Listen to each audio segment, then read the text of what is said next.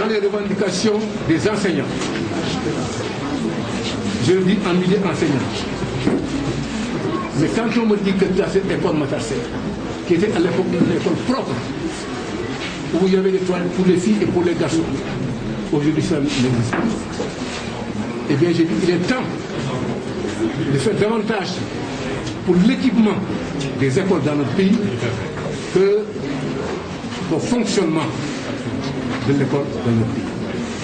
Donc je suggère, ici même où je me suis formé à l'école Matar Seck, je demande aux enseignants de mon pays d'être plus raisonnables, d'être moins revendicatifs et de savoir raison garder.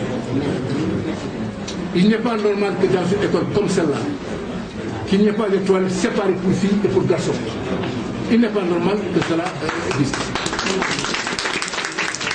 C'est pourquoi, répondant à votre question, j'ai dit, je demande à tous les syndicats d'enseignants d'observer un moratoire dans les revendications. C'est-à-dire une pause dans les revendications des enseignants.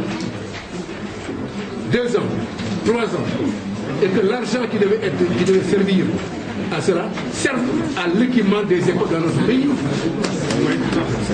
Il n'est pas juste, il n'est pas normal, il n'est pas acceptable que des écoles primaires soient dépourvues de toilettes. Il n'est pas normal que des écoles primaires soient dépourvues d'informatique, d'ordinateurs. C'est pas normal. Il y a les moyens qu'il faut, mais les moyens sont ailleurs. Le budget de l'enseignement, de l'éducation, c'est des milliards. Mais ces milliards-là vont dans le fonctionnement et non dans l'équipement. Il faut renverser la tendance. Voilà la réponse que je fais à votre question.